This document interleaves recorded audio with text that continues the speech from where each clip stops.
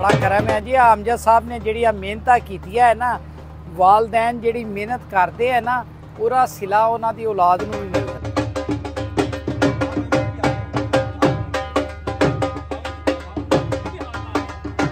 अज इन्नी गर्मी है कि यकीन जानो धुप्पे खलोता नहीं जा रहा, लू चलती है। माशाल्लाह छुट्टी का दिन है और माशाल्लाह काफ़ी जिमीदार आए हैं और बड़ा अच्छा रिस्पॉन्स मिले है।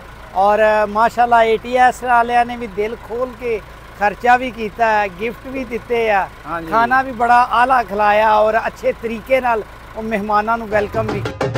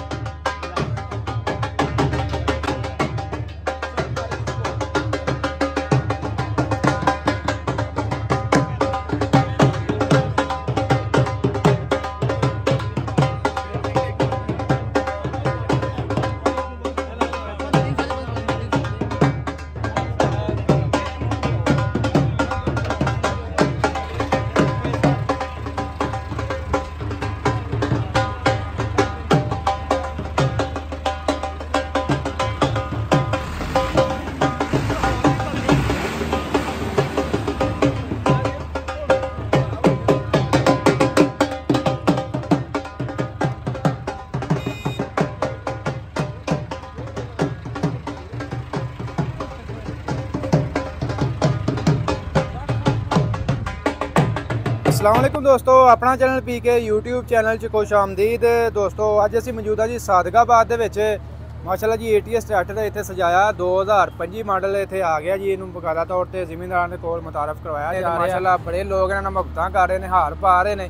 ये बारे भी गलबात करांगे। बाकी नदीम साहब साडे नाल मौजूद ने, इन्हां गलबात करते हैं। अस्सलाम वालेकुम जी। वालेकुम सलाम जी। नदीम साहब की हाल ठीक ठाक हो? शुक्र है अल्लाह दा। नदीम साहब माशाल्लाह अज सादकाबाद दे भी आए हैं तो माशाल्लाह हमजा साहब ने बड़ी आवाम इत्थे मुहब्बत करती है जी। माशाल्लाह अल्लाह दा बड़ा करम है जी। अमजद साहब ने जी मेहनत की है ना, वालदैन जी मेहनत करते हैं ना, पूरा सिला उन्होंने औलाद को भी मिलता है। बिल्कुल बिल्कुल। अच्छा तलक बनाने, अच्छे दोस्त बनाने, वो फिर अगों उन्होंने उही दोस्त जोड़े बच्चों को मिल जाते हैं। बिल्कुल जी बिल्कुल। आ वालदैन जिस तरह वालदैन का जोड़े पैसा दौलत जी बच्चों को मिल जाती है ना, इस तरह जोड़े वो दोस्त होंगे अच्छे तलक वास्ता आ भी एक सरमाया होंदा। बिल्कुल। अच्छा दीप साहब, इस तो पहले आप पाकपतन दे प्रोग्राम करके आए हैं जे हुण अज सादकाबाद दे विच। सादकाबाद है ते ट्रैक्टर पूरा सजाया, फीता फूता कट्टिया है हमजा साहब ने खुद अपने हत्थां दे नाल। हाँ जी हाँ जी। ते मेरा ख्याल है पहली दफा हमजा साहब भी आए ने। पहली दफा जिरों दा ट्रैक्टर इंट्रोड्यूस किया है, पहली दफा हमजा साहब नाल निकले। हाँ जी। वो कह रहे सी नदीम साहब निकलन, मैं कहा चलो फिर सारे इकट्ठे ही निकलने। बिल्कुल जी बिल्कुल। अच्छा नदीम साहब इत्थे अपना किहड़े कितों आई है आवाम डीलर इत्थे अपनी सादकाबाद दे? सादकाबाद डीलर हैगा सी, ओरे आए है और इस तो अलावा होर भी काफ़ी लोग इधर उधरों आए हैं। अच्छा इस तो अलावा नदीम साहब मजीद आप ट्रैक्टर से दोबारा गल करते हैं जी जिहड़ियां तब्दीलियां कीतियां ने। हाँ जी तब्दीलियां कल भी दसिया सी, असीं दोबारा फिर दस देने हैं जी।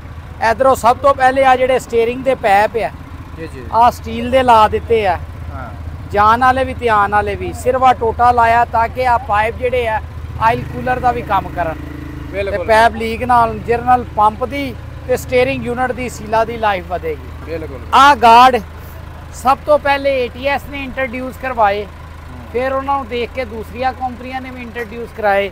हुण ATS ने भी उन्होंने गार्डा च मजीद बेहतरी कर दी है, पायदाना च मजीद बेहतरी कर दी है, रेस भी बेहतर कर दी है, पैडल भी फ्रंट दे कर दिते है, नरम कर दिते है, ब्रेक सही कर दी है, अगों क्लच भी फ्रंट दे कर दिता है। अच्छा नहीं साहब ये आप गल मुकम्मल पहला वीडियो च कर चुके हैं।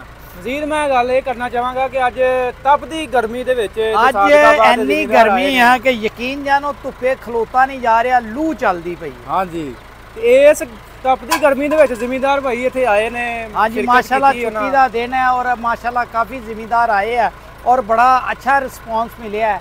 और माशाल्लाह ATS वाले ने भी दिल खोल के खर्चा भी किया है, गिफ्ट भी दिते है, खाना भी बड़ा आला खिलाया और अच्छे तरीके नाल ਉਹ ਮਹਿਮਾਨਾਂ ਨੂੰ ਵੈਲਕਮ ਵੀ ਕੀਤਾ ਔਰ ਮਹਿਮਾਨਾਂ ਨੇ ਵੀ ਬੜੀ ਇੱਥੇ ਜਿਹੜੇ ਲੋਕ ਆ ਉਹਨਾਂ ਨੇ ਵੀ ATS ਨੂੰ ਬੜੀ ਇੱਜ਼ਤ ਦਿੱਤੀ ਹੈ, ਬੜੀ ਇੱਜ਼ਤ ਦਿੱਤੀ ਹੈ ਜੀ। ਨਾਲ ਹੀ ਤੁਸੀਂ ਵੀ ਨਾਲ ਸੀ, ਅਸੀਂ ਵੀ ਨਾਲ ਸੀ, ਰਾਤ ਨੂੰ ਵੀ ਦਿਨੇ ਵੀ ਬੜਾ ਅੱਛਾ ਲੋਕਾਂ ਨੇ ਇਸਤਕਬਾਲ ਕੀਤਾ, ਵੈਲਕਮ ਕੀਤਾ। ਸਾਹਿਬ ਆਏ ਨੇ ਜ਼ਿਮੀਦਾਰਾਂ ਦੇ ਵਿੱਚ ਘੁਲ ਮਿਲ ਗਏ ਤੇ ਸਾਰਾ ਸਿਸਟਮ ਚੱਲਿਆ। ਹਾਂ ਤੇ ਇਸ ਤੋਂ ਇਲਾਵਾ ਮਜ਼ੀਦ ਇਹ ਗੱਲ ਕਰਨਾ ਚਾਹਾਂਗੇ ਨਾਲ ਜੀ ਇਹ ਪਾਵਰ ਵਿਜ਼ਨ ਵਾਲੇ ਦੇ ਜੀ ਆ ਜਨਰੇਟਰ ਹੈਗਾ ਜੀ, ਪਾਵਰ ਵਿਜ਼ਨ ਦੇ ਜਨਰੇਟਰ ਹੈ।